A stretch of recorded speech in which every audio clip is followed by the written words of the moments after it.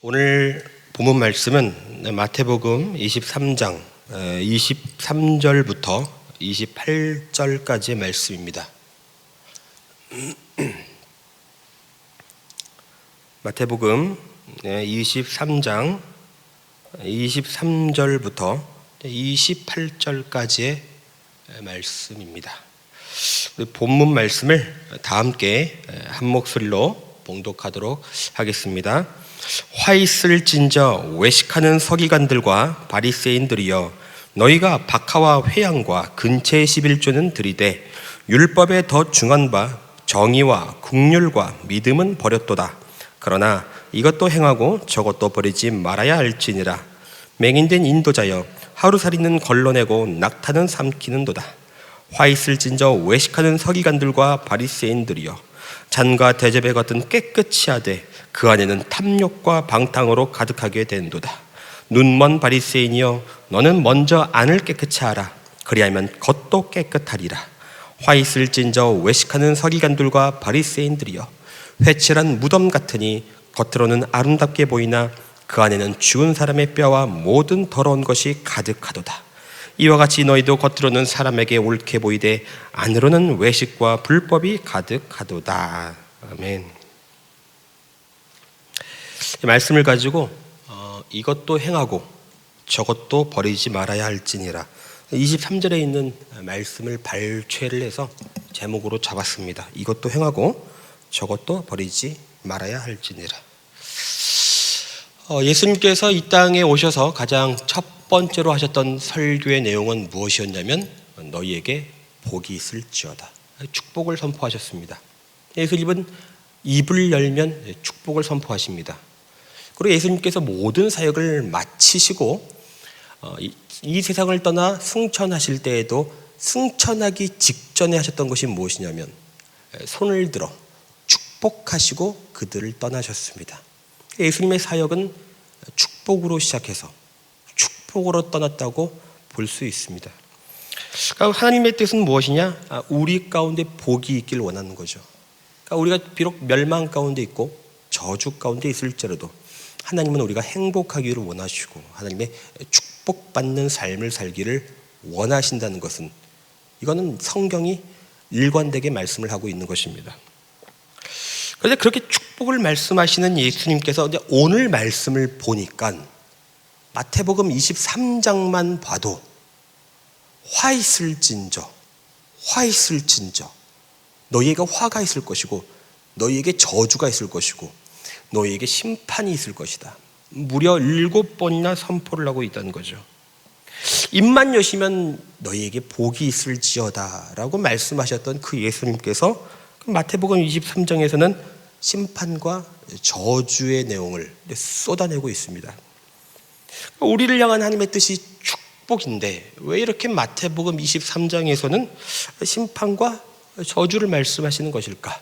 그 이유가 무엇일까 하는 거죠. 여러분, 그 이유는 너무나도 간단합니다.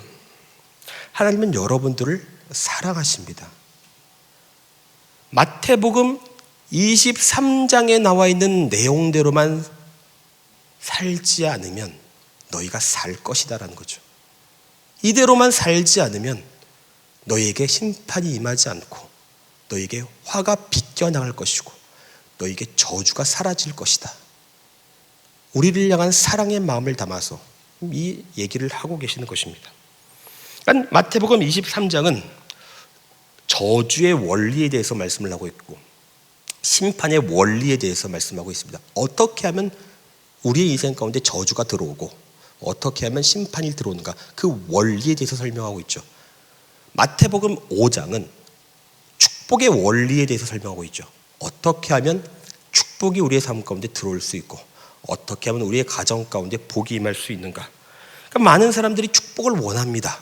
그런데 축복을 원하지만 그 삶이 저주가 있고 그 심판이 있는 것은 왜 그런 것일까? 간단합니다. 그들이 심판의 원리대로 삶을 살고 있고 그들이 저주의 원리대로 삶을 살고 있기 때문입니다. 천국의 원리를 따르지 않으면 지옥이 있죠.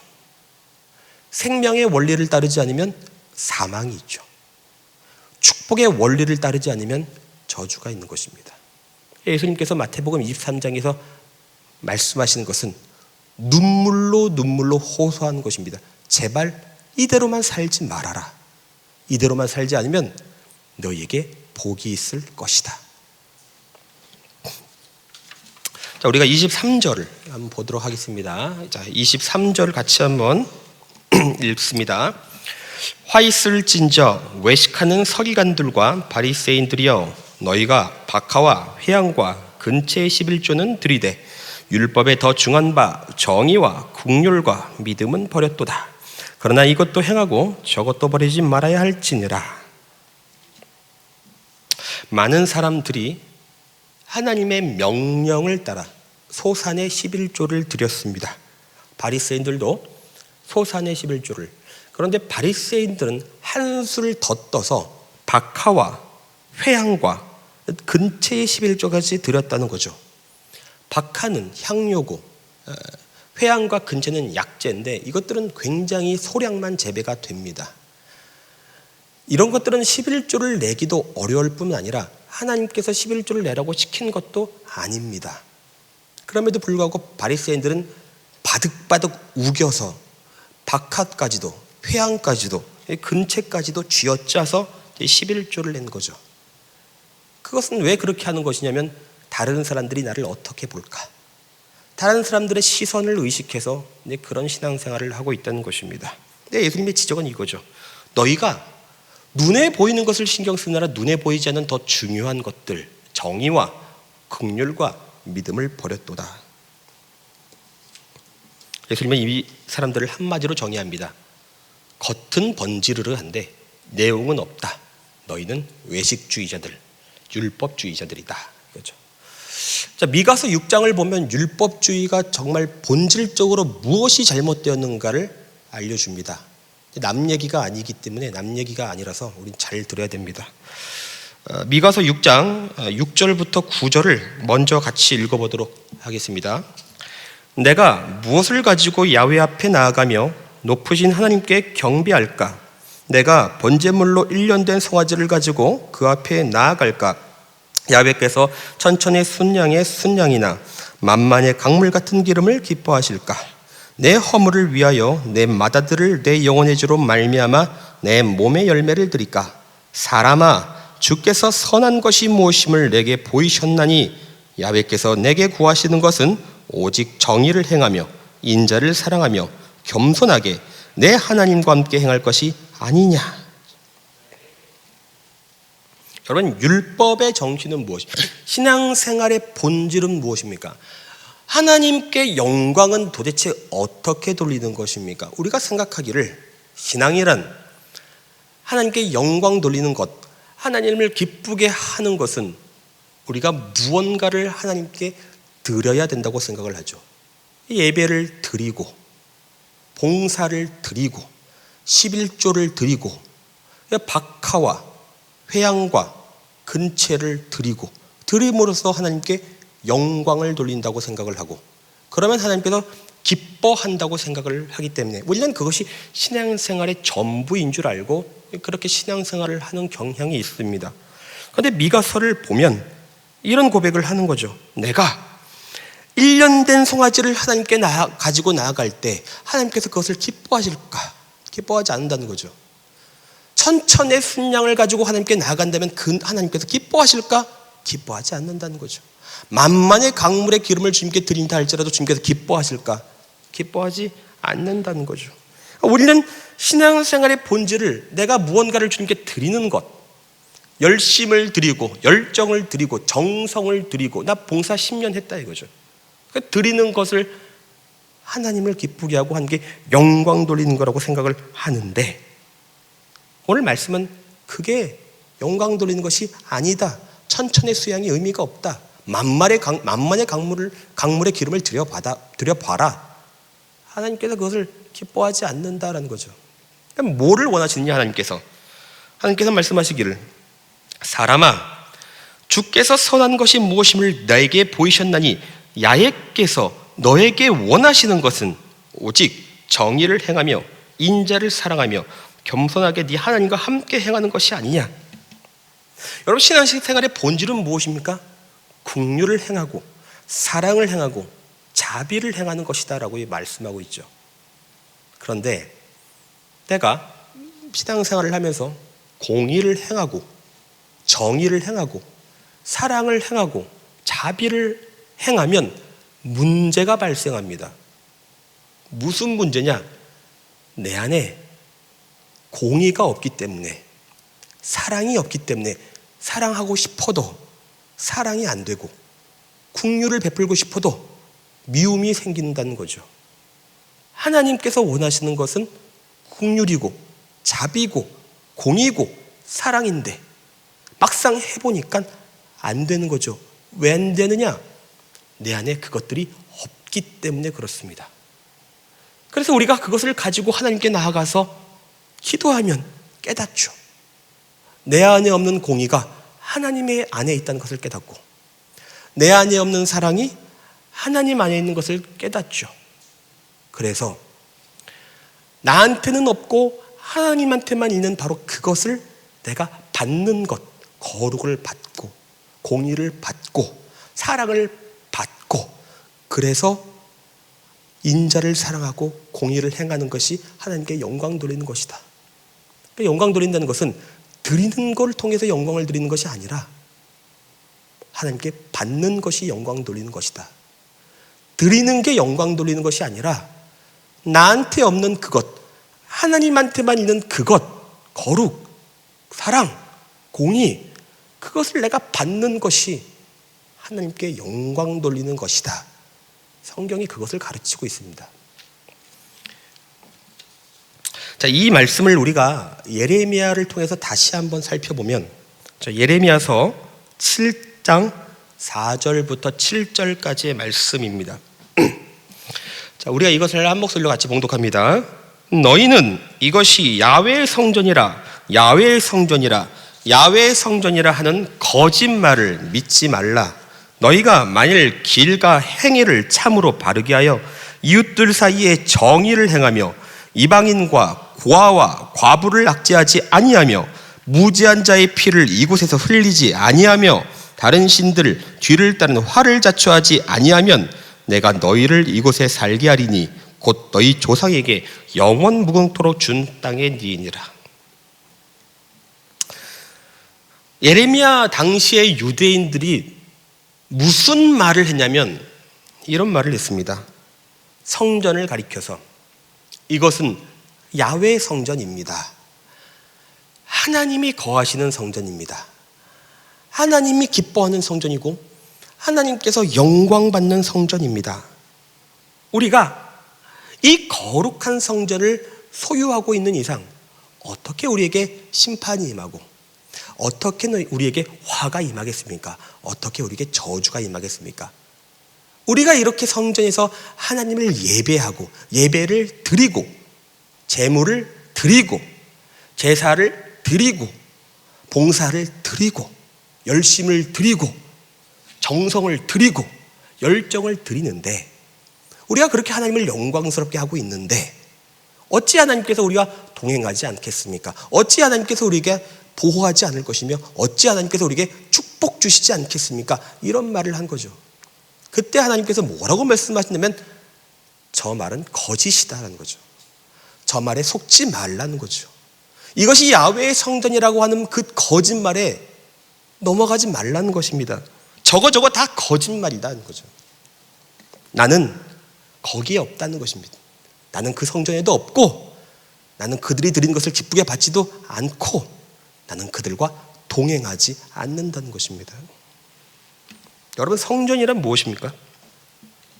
성전은 제사를 드리고 예배를 드리고 봉사를 드리는, 인간이 무언가 하나님께 드리는 행위, 드려지고 바쳐지는 것이 이루어지는 그런 행위들이 이루어지는 것이 성전이죠. 우리는 하나님께 영광 돌리기 위해, 하나님을 기쁘게 하기 위해 우리는 무언가를 드려야 된다고 생각을 하죠. 예물을 드리고 진심을 드리고 11조를 드리고 봉사를 드리는데 하나님은 그것이 아니라는 것입니다. 하나님께서 원하시는 진정한 성전의 의미는 뭐냐? 불쌍한 사람들 괴롭히지 말라는 거죠. 울고 있는 사람들 눈물 더 뽑지 말라는 것이고, 옆에 있는 사람들을 시기와 경쟁의 대상으로 보지 말고 형제로 보라고, 가족으로 보고 사랑으로 대하고 공의로 대하라는 거죠. 그게 진짜 사랑이고 진짜 성전이고 내가 거기에 함께하고 있다는 거죠.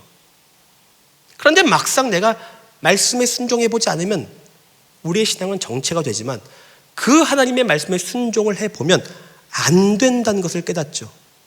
내 안에 거룩이 없고 공의가 없고 사랑이 없기 때문에, 이것이 아무리 내가 옆에 있는 사람을 사랑하려고 품으려고 해도 안 된다는 것을 깨닫죠. 그런데 그것이 우리 주 예수 그리스도께 감사하리로다. 그 모든 것이 예수 안에 있는 것을 발견하게 됩니다. 사랑이 그 안에 있구나. 예수 안에 사랑이 있고 예수 안에 자비가 있고 예수 안에 긍휼이 있기 때문에 나한테 없고 하나님에게만 있는 그것을 내가 받는 것, 받아서 하나님의 형상을 회복하는 것, 받아서 예수님의 성품을 닮아가는 것, 그게 진짜 성전이고 그게 진짜 하나님께 영광 돌리는 것이다.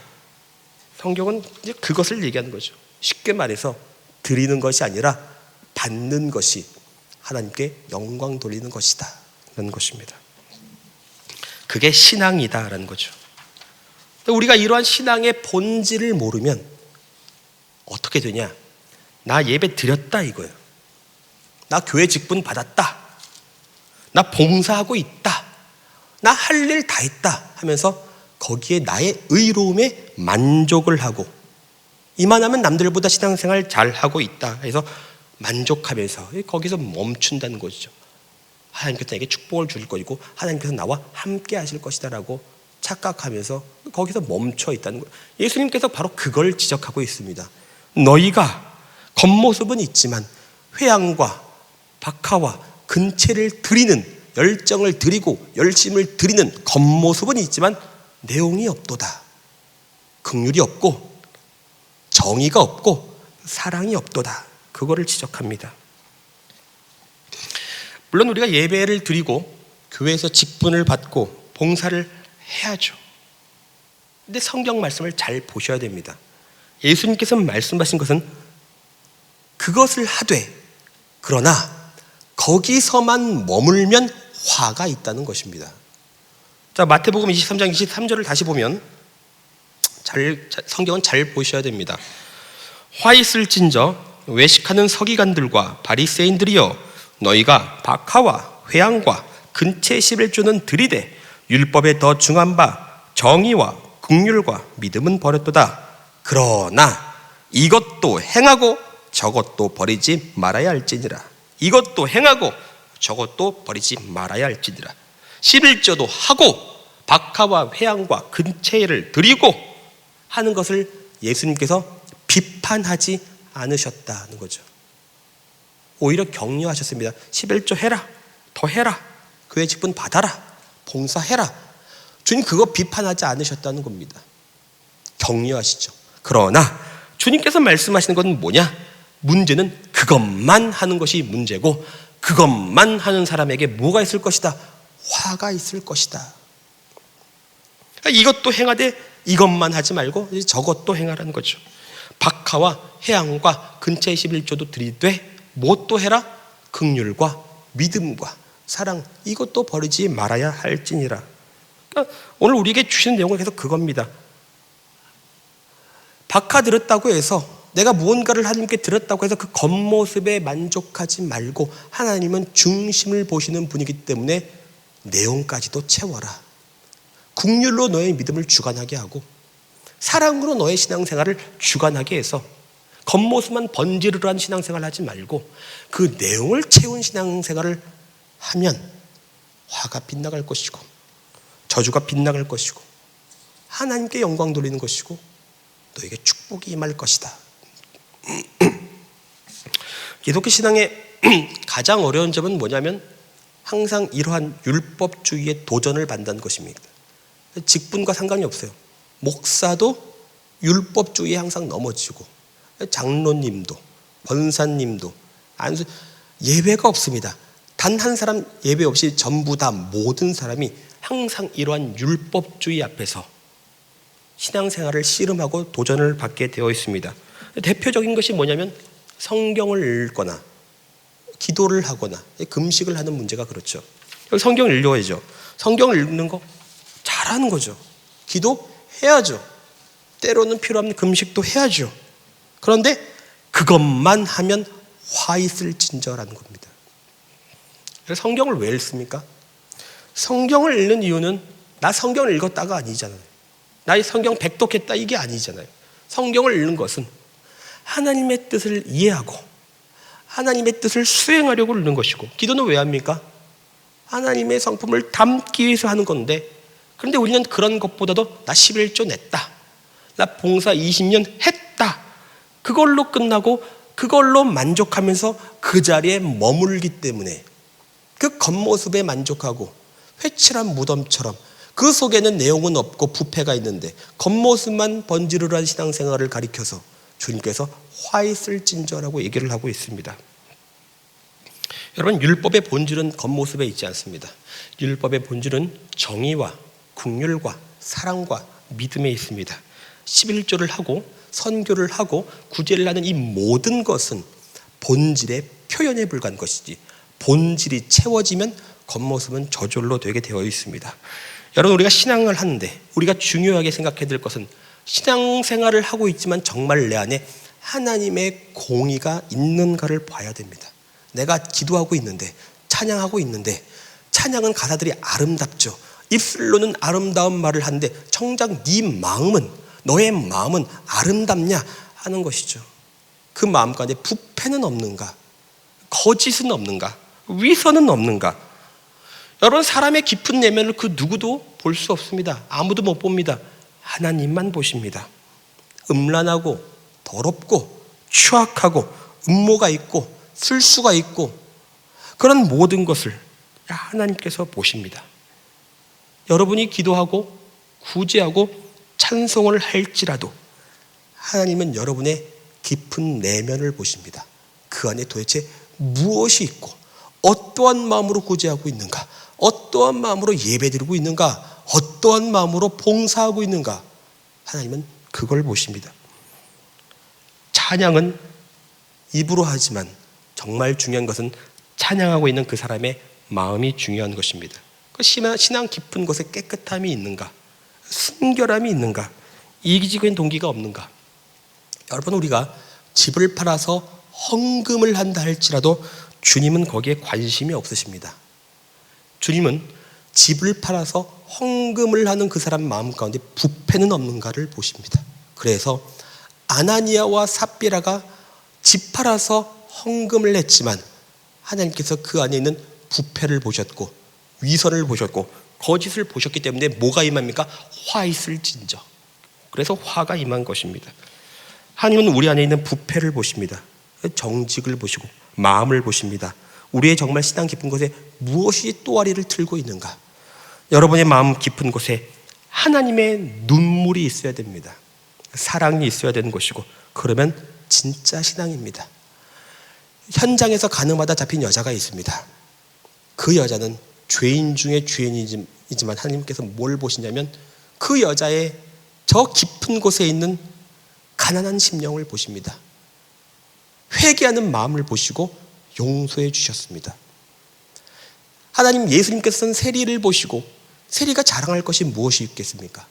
세리의 저 깊은 내면에 있는 가난한 심령을 보시고 내세울 것 없고 주님 저는 죄인이로소이다, 이 마음에 있는 것을 보셨기 때문에 구원하시고 그를 용서해 주신 것입니다. 오늘 예수님께서 저주를 선포하시고 화를 선포하셨습니다. 이렇게 우리들에게 저주를 선포하신 것은 무슨 뜻이냐?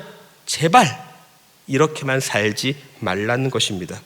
너희가 저주와 심판을 피하기를 원하시기 때문에 심판이 어떻게 임하며 저주가 어떻게 임하며 화가 어떻게 임하는지 그 원리에 대해서 설명해 주고 있는 것입니다. 하나님께서 여러분을 향한 뜻은 축복이고 행복입니다. 그렇기 때문에 이것만 하지 말고 이것도 하고 저것도 행하라는 것입니다. 11조 한 거 좋다, 헌금하는 거 좋다, 봉사하는 거 좋다. 그러나 그걸로 만족하지 말고 내용을 채워라. 공의와 사랑과 긍휼과 믿음이 너의 신앙생활을 주관하게 하고 너의 그 깊은 내면을 지배하고 통치하게 하라. 그러면 너에게 축복이 있을 것이다. 이 얘기를 하고 있는 것입니다. 기도하겠습니다.